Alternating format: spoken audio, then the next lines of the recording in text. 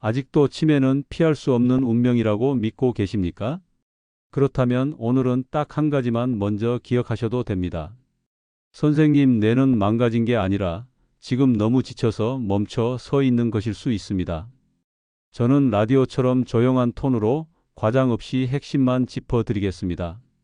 오늘 말씀드릴 내용은 돈이 들지 않습니다. 약을 새로 살 필요도 없습니다. 다만 오늘 밤부터 생활의 순서를 조금만 바꾸시면 됩니다. 그 작은 바꿈이 몇 달 뒤 선생님의 말끝과 눈빛을 바꿉니다. 여러분 반갑습니다. 저는 오랜 시간 진료실에서 어르신들의 건강을 봐온 의사입니다. 제게는 특이한 습관이 하나 있습니다. 진료가 끝나고 환자분이 문을 열고 나가실 때 걸음이 가벼운지 무거운지 고개가 위로 들려 있는지 아래로 처져 있는지 그 순간을 꼭 봅니다. 그 자세에 그날의 마음이 담겨 있기 때문입니다. 그리고 그 마음이 가장 무겁게 내려앉는 순간이 있습니다. 혈압이 조금 높습니다. 혈당이 올라갔습니다. 이런 말을 들을 때가 아닙니다.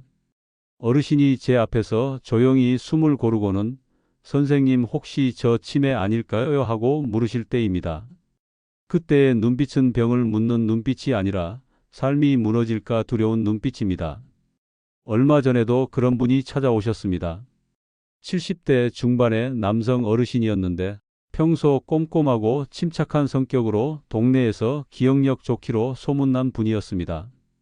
그런데 어느 날 은행에서 평생 쓰던 비밀번호가 갑자기 떠오르지 않아 기계 앞에서 멍하니 서 있었다고 합니다. 한두 번이 아니라 며칠 사이 비슷한 일이 반복되니 겁이 덜컥 났다는 겁니다. 집에 돌아와서도 숫자가 생각나지 않아 불안해서 잠을 설쳤고 그 다음날 제 진료실에 들어오자마자 이렇게 말씀하셨습니다. 선생님, 제 인생이 여기서 끝나는 겁니까? 아직 손주도 제대로 못 키웠는데요.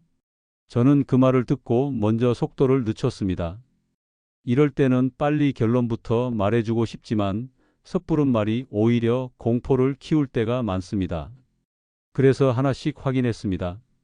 최근에 잠은 어땠는지, 식사는 어떻게 했는지, 밤에 무엇을 드셨는지, 낮에 움직임은 있었는지, 스트레스는 어떤지, 약은 바뀐 게 없는지 검사도 진행했습니다. 그리고 결과는 예상과 달랐습니다. 치매의 전형적인 패턴이 아니었습니다. 기억을 저장하는 기능이 무너진 게 아니라 뇌가 정리하는 시간을 잃어버린 상태에 더 가까웠습니다.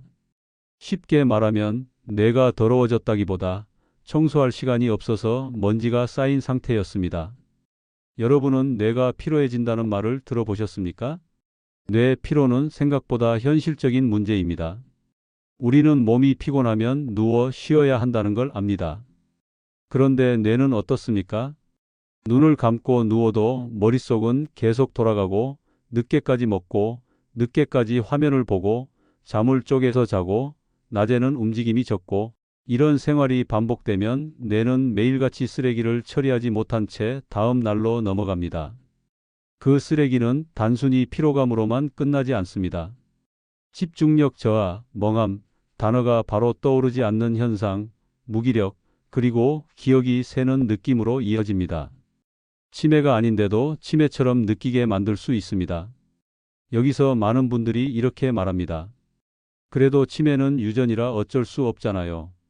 맞습니다. 유전적 소인은 분명히 존재합니다.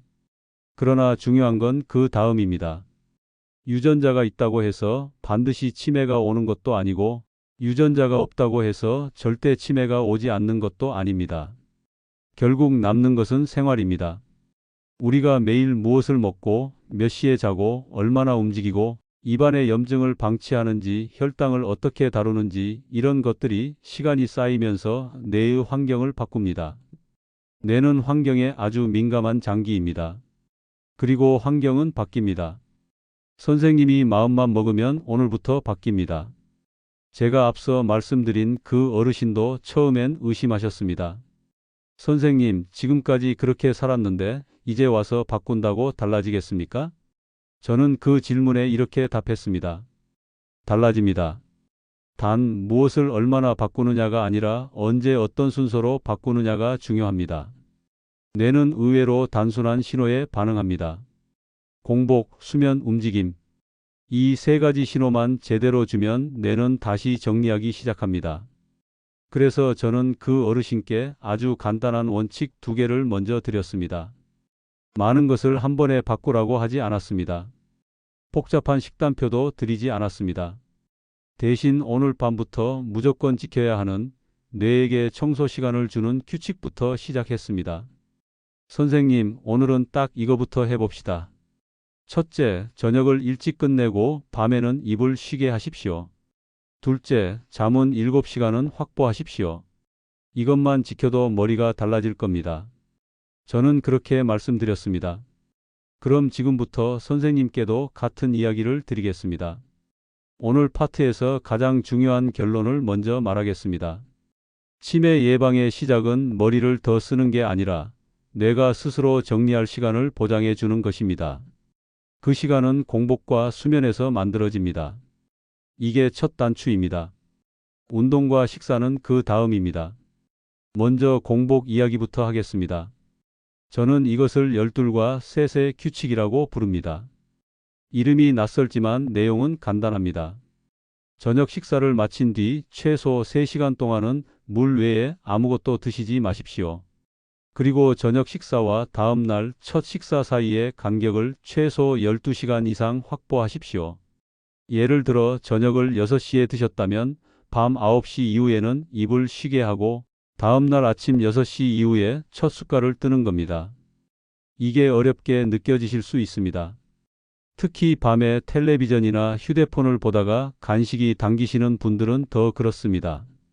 하지만 딱 일주일만 해보십시오. 일주일만 버텨보시면 몸이 적응합니다. 왜 이런 공복이 뇌에 좋을까요? 뇌는 연료를 두 가지 방식으로 씁니다. 하나는 우리가 밥이나 빵을 먹어서 얻는 포도당입니다. 다른 하나는 몸에 저장된 지방이 분해되면서 만들어지는 케톤이라는 물질입니다. 여기서 포인트는 케톤입니다. 케톤은 뇌에게 깨끗한 연료입니다. 뇌의 염증을 낮추고 에너지 효율을 높이고 일부 연구에서는 신경 보호에도 관여한다고 알려져 있습니다. 그런데 우리는 밤마다 뭔가를 먹습니다. 과일 한 조각, 빵 한 조각, 떡 몇 개, 달달한 믹스커피 한 잔. 그 순간 몸은 다시 포도당 모드로 돌아갑니다. 그러면 케톤은 만들어질 틈이 없습니다. 뇌가 좋은 연료를 써볼 기회를 아예 잃는 겁니다. 공복이 길어지면 몸은 비상 모드로 전환됩니다. 이때 케톤을 만들기 시작합니다. 그리고 이 과정과 함께 또 하나 중요한 일이 일어납니다. 세포 청소입니다. 우리 몸은 낡고 손상된 단백질 조각들을 분해해 치우는 기능을 가지고 있는데 공복 시간이 길어질수록 이 기능이 활발해지는 경향이 있습니다. 뇌도 예외가 아닙니다. 뇌에 불필요한 찌꺼기가 쌓이지 않도록 정리하는 흐름이 생깁니다. 중요한 것은 완벽한 단식이 아닙니다. 일상에서 가능한 범위의 공복을 꾸준히 확보하는 것입니다. 그래서 저는 밤 9시 이후에는 물만 드시라고 말씀드립니다. 그 한 가지 규칙이 뇌에게는 큰 선물이 됩니다. 그리고 공복과 함께 반드시 따라와야 하는 것이 수면입니다. 많은 분들이 잠을 줄이면서도 괜찮다고 생각합니다. 젊을 때는 가능했을지 모르지만 나이가 들수록 잠은 사치가 아니라 치료입니다. 특히 뇌에게는 그렇습니다. 뇌는 낮 동안 일을 하면서 많은 부산물을 만들어냅니다. 생각을 하고, 감정을 처리하고, 기억을 저장하고, 몸의 여러 기능을 조절하면서 말입니다. 그 부산물을 그대로 안고 다음 날로 넘어가면 어떻게 될까요? 멍해집니다. 집중이 안 됩니다. 단어가 혀끝에서 맴돕니다. 기분이 가라앉습니다. 그리고 무엇보다 기억이 새는 느낌이 생깁니다. 왜냐하면 뇌에는 특이한 청소 방식이 있기 때문입니다. 우리 몸에는 노폐물을 실어 나르는 림프라는 체계가 있지만 뇌는 구조가 다릅니다. 대신 잠을 깊게 잘 때만 뇌 속 공간이 변화하면서 뇌척 수액이 흐르고 노폐물을 씻어내는 과정이 활발해집니다. 이 과정은 깊은 수면에서 더 잘 일어납니다. 즉, 누워있는 시간만 길다고 해결되지 않습니다. 깊게 자는 시간이 필요합니다. 그리고 그 깊은 수면이 돌아오기 위해서는 어느 정도 충분한 수면 시간이 확보되어야 합니다. 저는 그래서 최소 7시간 수면을 권합니다. 물론 사람마다 필요한 시간은 다릅니다. 그러나 많은 어르신들이 실제로는 5시간, 6시간도 채 못 주무시고 낮에 졸음으로 버티는 경우가 많습니다. 그 패턴이 쌓이면 뇌는 정리할 시간을 점점 잃습니다. 여기서 더 중요한 이야기를 하나 드리겠습니다. 선생님이 밤에 뭔가를 드시면 뇌 청소가 2번 방해받습니다. 첫째는 공복이 깨지면서 케톤 전환이 늦어집니다. 둘째는 혈당이 오르면서 몸이 당 처리를 하느라 바빠집니다. 그리고 이때 뇌의 정리 작업에 쓰일 자원이 줄어듭니다. 그래서 저는 밤에 먹지 말라는 말을 단순히 살 찌니까 하지 말라는 뜻으로 하지 않습니다. 뇌를 위해서입니다. 늦은 시간의 간식이 뇌에게는 밤샘 야근 지시서가 될 수 있기 때문입니다. 그럼 여기까지 들으시고 이런 생각이 드실 수 있습니다.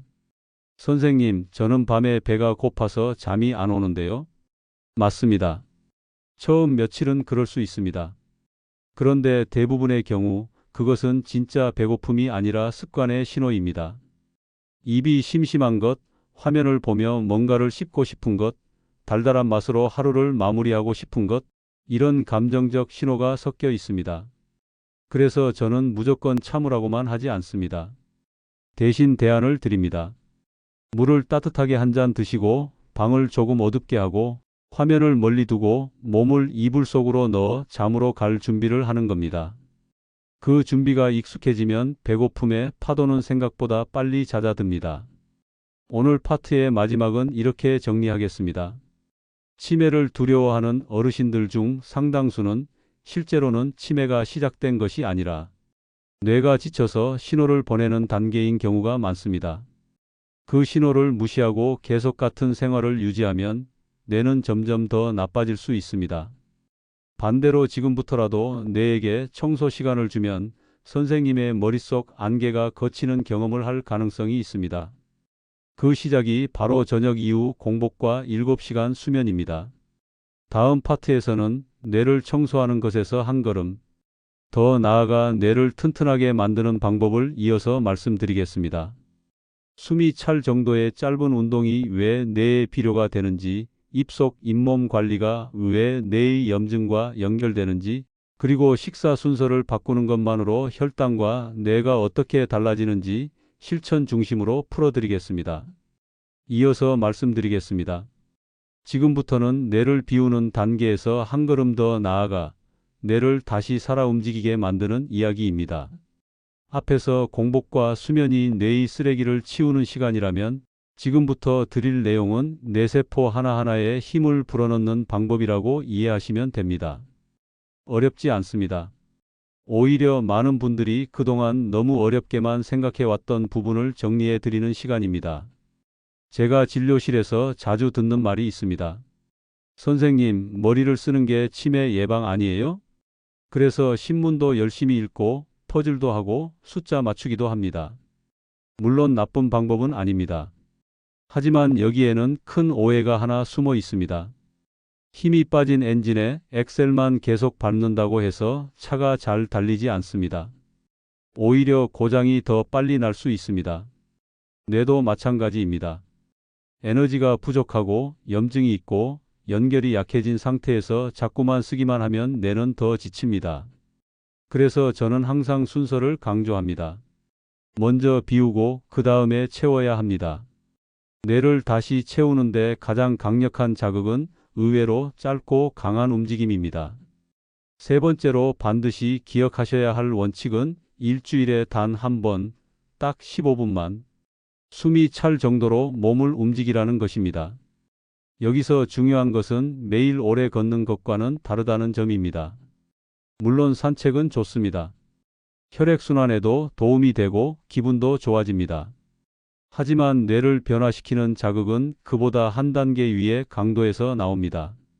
숨이 가빠지고 심장이 두근거리고 이거 조금 힘든데 싶은 순간이 바로 뇌에게는 신호가 됩니다.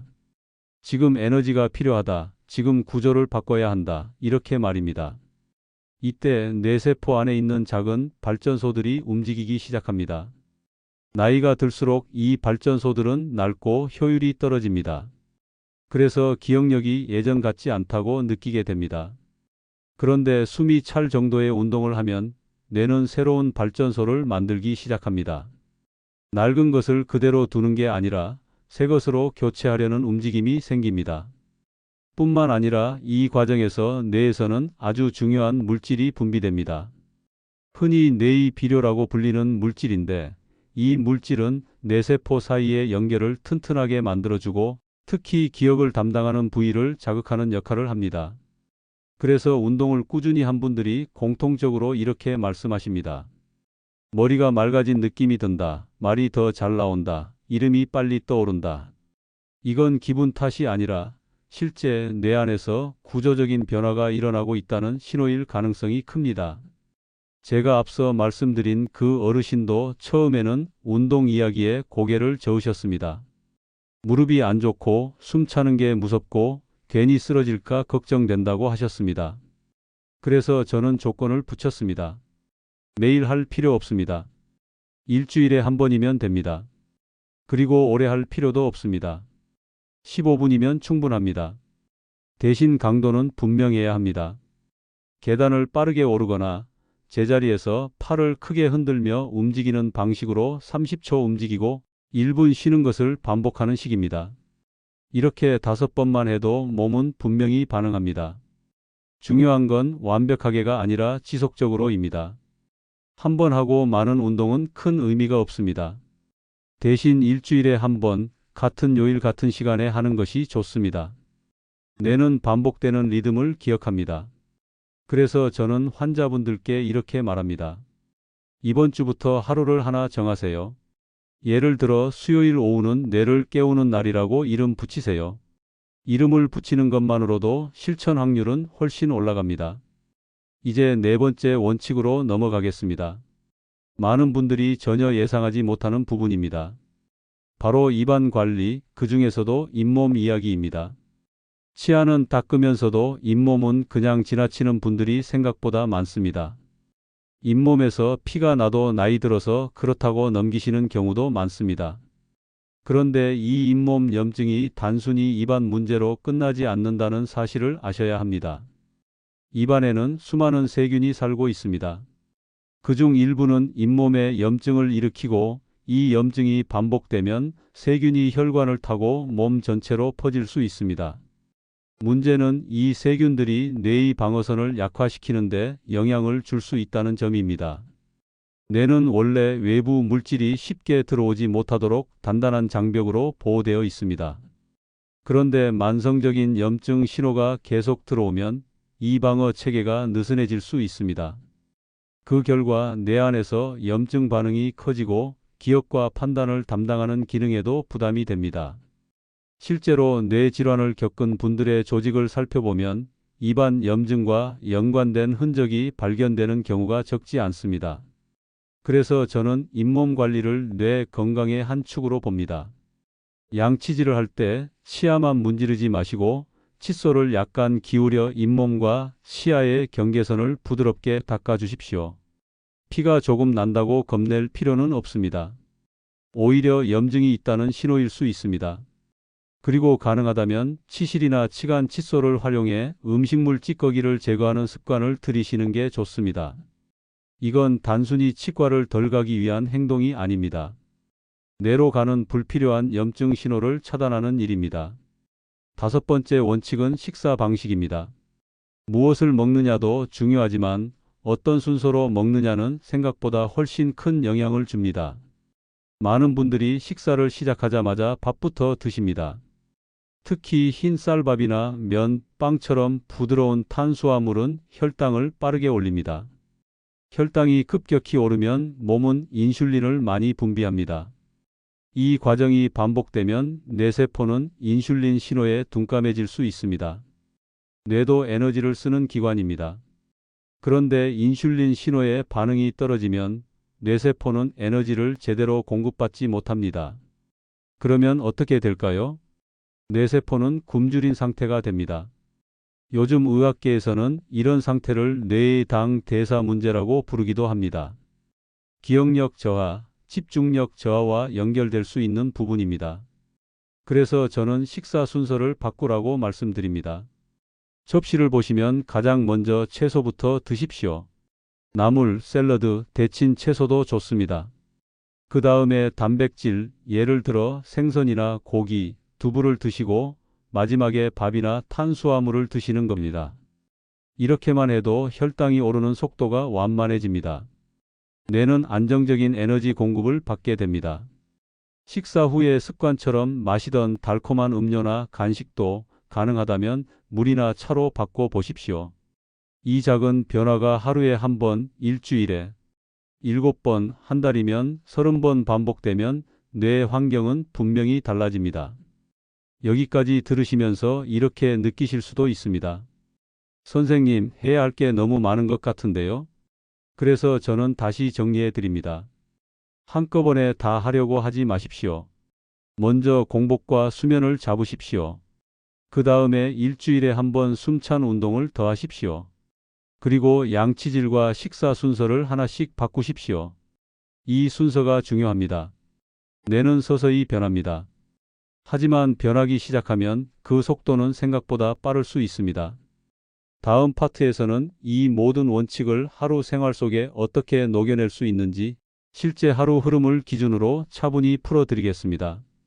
아침에 일어나는 순간부터 밤에 잠자리에 들기까지 뇌를 지치게 하지 않으면서도 튼튼하게 만드는 하루의 리듬을 말씀드릴 겁니다. 그리고 많은 분들이 가장 궁금해하시는 질문들, 유전 이야기, 건망증과 치매의 차이, 영양제에 대한 생각도 함께 정리해 드리겠습니다. 이제 이어서 말씀드리겠습니다. 지금부터는 앞에서 말씀드린 원칙들을 하루 생활 속에서 어떻게 자연스럽게 녹여낼 수 있는지 실제 흐름을 따라가며 풀어보겠습니다. 이 부분이 중요한 이유는 아무리 좋은 방법이라도 일상에 맞지 않으면 오래가지 못하기 때문입니다. 뇌 건강은 며칠 반짝 관리에서 얻어지는 것이 아니라 무리 없이 반복할 수 있는 생활 리듬에서 만들어집니다. 아침은 가능하다면 일정한 시간에 시작하는 것이 좋습니다. 꼭 이른 시간일 필요는 없습니다. 중요한 것은 매일 비슷한 시간에 눈을 뜨는 것입니다. 눈을 뜨면 가장 먼저 하셔야 할 일은 복잡한 생각이 아니라 빛을 맞는 일입니다. 창문을 열어 바깥 공기를 들이고 햇빛을 눈과 얼굴에 받으십시오. 이 단순한 행동이 뇌에게 하루의 시작을 알리는 신호가 됩니다. 이 신호가 있어야 밤에 잠이 잘 옵니다. 뇌는 낮과 밤의 경계를 분명히 할수록 스스로 정리하는 능력이 좋아집니다. 일어나자마자 스마트폰을 먼저 보시는 분들이 많습니다. 밤새 쌓인 메시지, 뉴스, 영상이 한꺼번에 들어오면 뇌는 깨어나자마자 과부하 상태가 됩니다. 가능하다면 아침 첫 30분만큼은 화면을 멀리 두십시오. 대신 물 한 컵을 천천히 마시고 몸을 가볍게 움직이며 호흡을 고르는 것이 좋습니다. 이 시간은 뇌를 깨우는 시간이지 밀어붙이는 시간이 아닙니다. 아침 식사는 전날 저녁과의 공복이 충분히 유지된 뒤에 하시는 것이 좋습니다. 공복이 12시간 이상 유지되었다면 뇌는 이미 한 차례 정리 작업을 마친 상태일 가능성이 큽니다. 이때 먹는 첫 식사는 뇌에게 깨끗한 연료를 주는 역할을 합니다. 식사 순서는 다시 한번 강조하겠습니다. 채소부터 시작하십시오. 나물 한 접시, 데친 채소, 국에 들어있는 채소도 괜찮습니다. 그 다음에 단백질을 드시고 마지막에 밥을 드십시오. 양은 많지 않아도 됩니다. 중요한 것은 순서입니다. 아침 식사 후에는 가볍게 몸을 움직이십시오. 길게 운동할 필요는 없습니다. 집안을 천천히 걸어도 좋고 바깥 공기를 쐬며 10분 정도 산책해도 충분합니다. 이 움직임은 혈당이 급격히 오르는 것을 막아주고 뇌로 가는 혈류를 부드럽게 만들어줍니다. 이때 숨이 찰 필요는 없습니다. 아침은 깨우는 시간입니다. 점심은 비교적 자유롭게 드셔도 됩니다. 다만 아침과 마찬가지로 식사 순서는 유지하는 것이 좋습니다. 점심을 드신 뒤에는 가능하다면 잠깐이라도 걷는 시간을 가지십시오. 많은 어르신들이 점심을 드시고 바로 앉거나 누워 쉬십니다. 그 자체가 나쁜 것은 아니지만 완전히 가만히 있는 것보다는 잠깐 몸을 움직여주는 것이 뇌와 혈관에는 훨씬 좋습니다. 10분만 걸어도 충분합니다. 이제 중요한 포인트가 하나 나옵니다. 일주일에 한 번 숨이 찰 정도의 운동을 어디에 넣을 것이냐입니다. 이 운동은 아침에 할 필요도 없고 매일 할 필요도 없습니다. 오히려 몸과 마음이 비교적 여유 있는 시간대를 정하는 것이 좋습니다. 어떤 분은 오후가 편할 수 있고 어떤 분은 오전이 나을 수 있습니다. 중요한 것은 같은 요일, 같은 시간입니다. 뇌는 반복되는 패턴을 기억하고 그 시간에 대비합니다. 이 운동은 오래 할 필요가 없습니다. 15분이면 충분합니다. 계단을 빠르게 오르거나 제자리에서 팔과 다리를 크게 쓰며 움직이거나 숨이 가빠질 정도의 동작을 30초 정도 하고 잠시 쉬는 것을 반복하십시오. 이때 약간 힘들다는 느낌이 드는 것이 정상입니다. 다만 통증이 느껴질 정도로 무리하실 필요는 없습니다. 숨이 차지만 회복이 가능한 수준이면 충분합니다. 이 짧은 시간이 뇌에게는 강력한 자극이 됩니다. 뇌는 이 자극을 받으면 스스로 구조를 바꾸려는 신호를 냅니다. 저녁으로 갈수록 중요한 것은 속도를 늦추는 것입니다. 하루를 마무리하는 과정이 곧 밤의 수면 질을 결정하기 때문입니다. 저녁 식사는 가능하다면 이른 시간에 그리고 양을 조금 줄이는 것이 좋습니다. 점심보다 가볍게 드십시오. 그리고 저녁 식사 후에는 반드시 입을 쉬게 하는 시간을 만드셔야 합니다. 밤 9시 이후에는 물 외에는 아무것도 드시지 않는다는 원칙을 떠올리십시오. 이 시간부터 뇌는 정리 모드로 들어갈 준비를 합니다. 많은 분들이 이 시간에 가장 흔들립니다. 하루를 버텨낸 보상처럼 뭔가를 먹고 싶어집니다. 이때 스스로에게 이렇게 말씀해 보십시오. 지금 내 뇌가 청소를 시작하려고 한다. 내가 이걸 먹으면 청소가 멈춘다. 이 생각 하나만으로도 선택이 달라지는 경우가 많습니다. 대신 따뜻한 물이나 차를 마시고 조명을 조금 낮추고 화면에서 조금씩 멀어지십시오. 뇌는 빛에 아주 민감합니다. 특히 밤의 강한 빛은 뇌에게 아직 낮이라고 착각하게 만듭니다. 잠자리에 들기 전에는 양치질을 하게 됩니다. 이때 치아만 닦고 끝내지 마시고 잇몸까지 함께 관리하십시오. 칫솔을 기울여 잇몸과 치아의 경계선을 부드럽게 문지르듯 닦으십시오. 처음에는 피가 날 수도 있습니다. 하지만 계속하면 염증이 줄어들고 출혈도 줄어드는 경우가 많습니다. 이 작은 습관이 뇌로 가는 불필요한 염증 신호를 차단하는 역할을 합니다. 잠은 가능하다면 일정한 시간에 드시는 것이 좋습니다. 늦어도 밤 11시 전후로 잠자리에 드는 것을 목표로 하십시오. 물론 하루 이틀 늦어진다고 해서 큰일이 나는 것은 아닙니다. 중요한 것은 전체적인 흐름입니다. 잠자리에 누웠을 때 바로 잠이 오지 않더라도 괜찮습니다. 눈을 감고 호흡을 느끼며 몸을 이완시키는 것만으로도 뇌는 휴식 신호를 받습니다. 이렇게 7시간 전후에 수면이 확보되면 뇌는 밤사이 정리와 회복을 반복합니다. 이제 많은 분들이 궁금해하시는 질문들을 정리해 보겠습니다. 첫 번째 질문은 이겁니다. 유전자 검사에서 치매 위험이 높다고 나왔는데 이제 다 포기해야 합니까? 제 대답은 분명합니다. 아닙니다. 유전자는 방향일 뿐 결론이 아닙니다. 오히려 그런 결과를 알고 계시다면 지금부터 관리해야 할 이유가 더 분명해진 것입니다. 생활 습관은 유전의 영향을 상당 부분 상쇄할 수 있습니다. 두 번째 질문은 영양제에 대한 것입니다. 뇌에 좋다는 영양제를 꼭 먹어야 합니까? 저는 항상 이렇게 말씀드립니다. 가장 좋은 영양제는 음식, 수면, 운동입니다. 다만 식사가 불규칙하거나 특정 영양소 섭취가 부족한 경우에는 전문가와 상의 후 보충을 고려할 수 있습니다. 하지만 영양제는 어디까지나 보조입니다. 본체는 생활입니다. 이 순서를 거꾸로 생각하시면 안 됩니다. 세 번째 질문은 건망증과 치매의 차이입니다. 많은 분들이 이 부분에서 불안을 느끼십니다. 간단히 말씀드리면 건망증은 힌트를 주면 기억이 돌아오는 경우가 많습니다. 반면 치매는 힌트를 줘도 기억이 돌아오지 않거나 기억하지 못했다는 사실 자체를 인지하지 못하는 경우가 많습니다. 또한 일상생활에 반복적인 지장이 생깁니다. 길을 잃거나 익숙한 일을 자주 실수하는 경우입니다. 이런 변화가 뚜렷하다면 반드시 전문적인 평가를 받으셔야 합니다. 앞서 말씀드린 그 어르신도 처음에는 이 하루 흐름을 보고 걱정하셨습니다.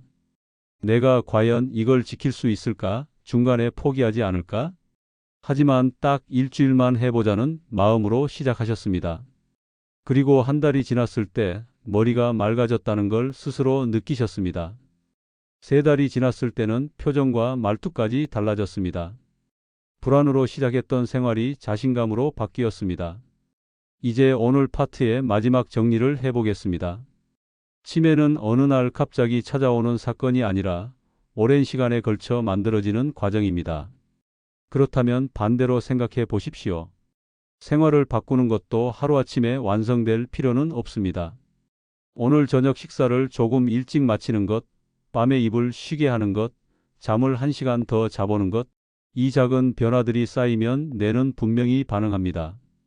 다음 파트에서는 오늘 말씀드린 모든 내용을 다시 한번 간단히 정리하고 왜 이 방법들이 단순한 건강관리가 아니라 남은 인생을 지키는 전략인지 이야기해 드리겠습니다. 그리고 이 길을 혼자 가는 것이 아니라 함께 갈 수 있는 마음가짐에 대해서도 말씀드리겠습니다. 이어서 마지막 흐름을 말씀드리겠습니다. 이제까지 들으신 내용을 종합하면 선생님께서 오늘부터 무엇을 해야 하는지는 이미 충분히 정리되었습니다. 다만 많은 분들이 여기서 한 가지를 더 묻습니다. 선생님, 이걸 정말 평생 해야 합니까? 이렇게 살아야만 합니까? 저는 그 질문에 이렇게 답합니다. 평생 억지로 참으라는 말이 아닙니다. 뇌가 좋아지는 방향으로 생활의 기본값을 바꾸는 것입니다. 그러면 오히려 지금보다 훨씬 편해집니다. 뇌는 거짓말을 하지 않습니다. 잘 관리하면 바로 신호를 줍니다.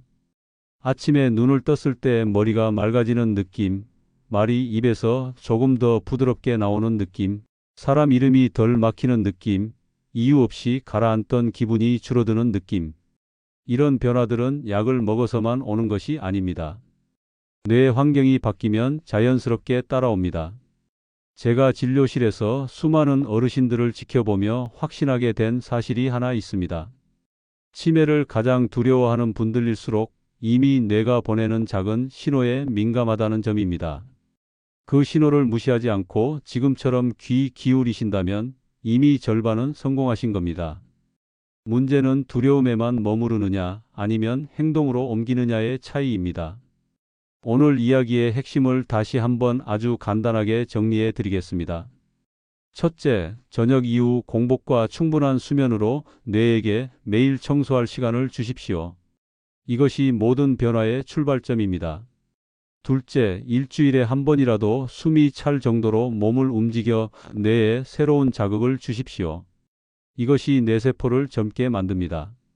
셋째, 잇몸 관리와 식사 순서 조절로 염증과 혈당의 파도를 낮추십시오. 이것이 뇌를 지키는 방어벽이 됩니다. 이 세 가지만 기억하셔도 방향은 틀리지 않습니다. 여기서 한 가지 더 중요한 마음가짐을 말씀드리고 싶습니다. 혼자서 완벽하게 해내려고 애쓰지 마십시오. 하루 이틀 어길 수도 있습니다. 야식을 먹을 수도 있고 잠을 설칠 수도 있습니다. 그때 스스로를 책망하지 마십시오. 중요한 것은 다시 돌아오는 것입니다. 뇌는 하루의 실수보다 반복되는 방향을 더 중요하게 여깁니다. 주변에 함께할 사람이 있다면 더 좋습니다. 배우자, 친구, 이웃과 저녁 시간을 맞추고 함께 산책을 하고 같은 요일의 움직임을 정해 보십시오. 혼자일 때보다 훨씬 오래 지속됩니다.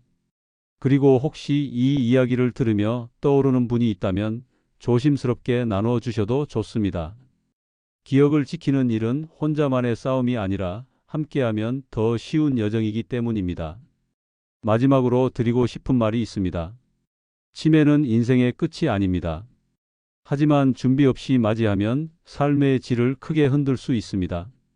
반대로 지금처럼 미리 알고 미리 바꾸고 미리 관리하면 두려움의 크기는 충분히 줄일 수 있습니다. 나이가 들었다는 이유만으로 기억을 잃는 삶을 당연하게 받아들일 필요는 없습니다. 오늘 이 시간을 통해 선생님이 단 하나라도 행동을 바꾸신다면 그 자체로 이 이야기는 의미가 있습니다. 오늘 저녁 식사를 조금 일찍 마치는 것, 밤에 입을 쉬게 하는 것, 잠을 조금 더 자보는 것. 그 작은 선택이 쌓여 몇 달 뒤, 몇 년 뒤에 선생님을 지켜줄 수 있습니다. 저는 앞으로도 라디오처럼 조용한 목소리로 과장 없이 그러나 중요한 이야기만 계속 전해드리겠습니다. 혼자 불안해하지 마십시오.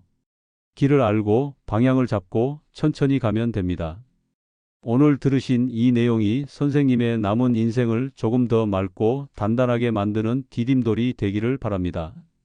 감사합니다.